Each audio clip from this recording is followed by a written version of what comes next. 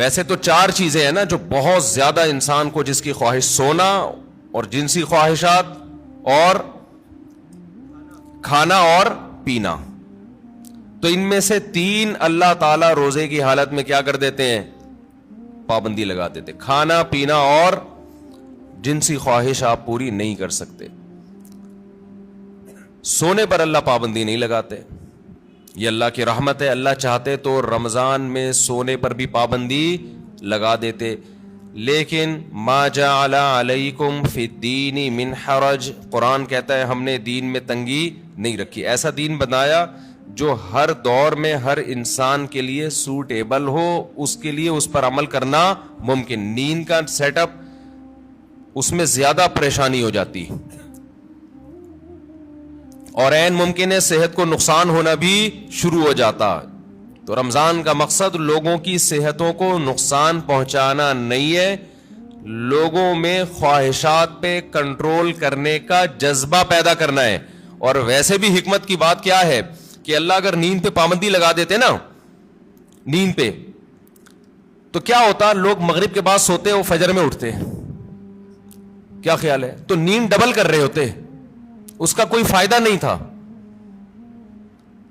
یعنی نیند ایسی چیز ہے نا، جب آپ پہ مسلط ہوتی ہے تو آپ کے لیے اس کو روکنا ممکن نہیں رہتا. اب دن کے ٹائم میں نیند آتی، آپ لازماً آنکھ لگ رہی ہوتی ہے، آپ کی کہیں بھی بیٹھے ہوتے آنکھ لگ جاتی ہے آپ کی.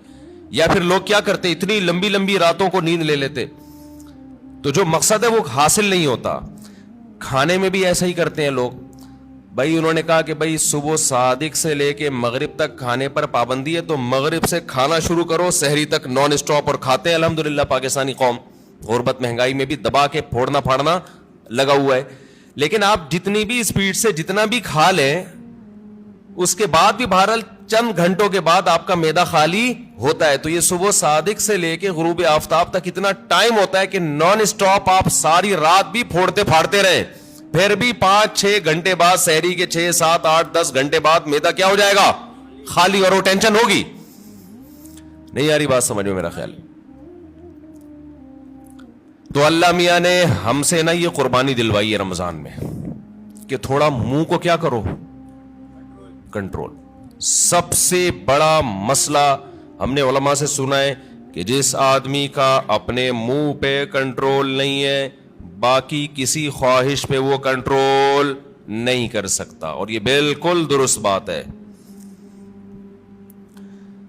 دیکھو دنیا میں 2 قسم کے فلسفے ہیں. اس پر تو غیر مسلم اور مسلم سب کا اتفاق ہے کہ انسانیت کو کامیابی کی طرف لے جانا چاہیے، ہے یا نہیں؟ بھائی امریکہ بھی یہی بات کرتا ہے، انسان کو کس طرف لے کے جاؤ؟ کامیابی. جاپان والے بھی کہتے ہیں بھائی ایک سکسیسفل نیشن بننا چاہیے ہمیں، کامیاب بننا چاہیے ہمیں.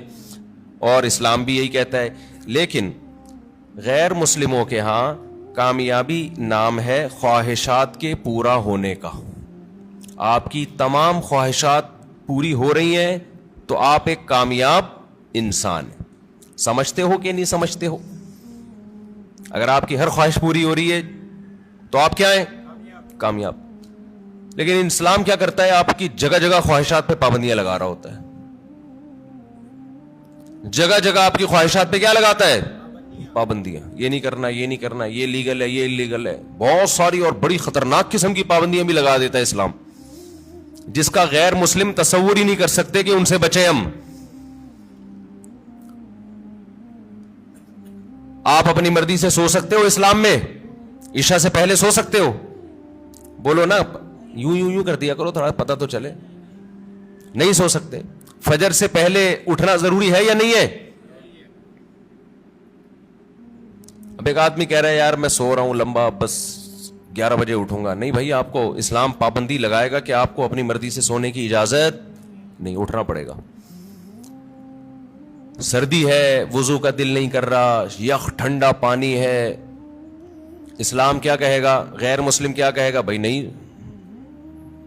اٹھو، یا اٹھ گئے ہو تو ہاتھ منہ مت دھو. لیکن اسلام آپ پہ پابندی لگائے گا، آپ کو ہاتھ منہ دھونے پڑیں گے، چاہے ٹھنڈ لگے یا نہ لگے.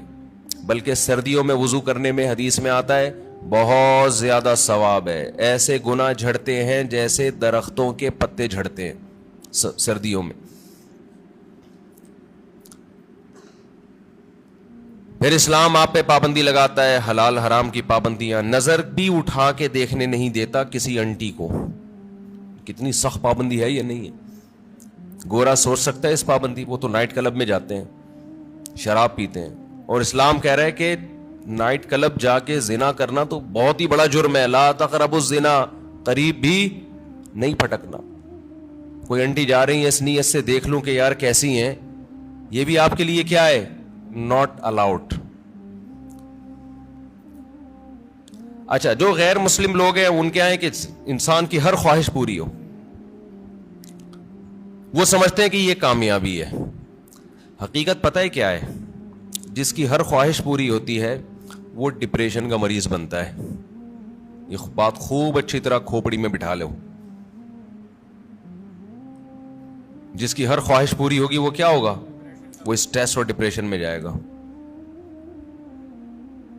وجہ اس کی ہے کہ آپ کی ہر خواہش پوری ہو سکتی نہیں ہے. اگر ہو رہی ہے نا تو اس کا نتیجہ نکلے گا کہ آپ میں خواہشات پہ کنٹرول کرنے کی طاقت ختم.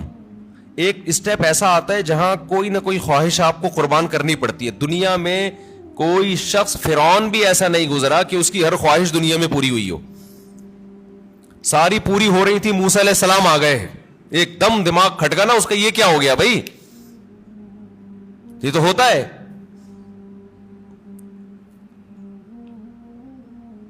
جتنی بھی آپ کے اندر خواہشات ہیں نا, پوری کرتے رہیں, کہیں نہ کہیں آ کے قدرت کی طرف سے بیریئر کھڑے ہو جاتے ہیں آپ کی راہ میں, اور آپ خواہشات پوری کرتے کرتے یوز ٹو ہو چکے ہوتے ہو. آپ کو خواہشات پہ کنٹرول کرنے کی عادت نہیں رہتی.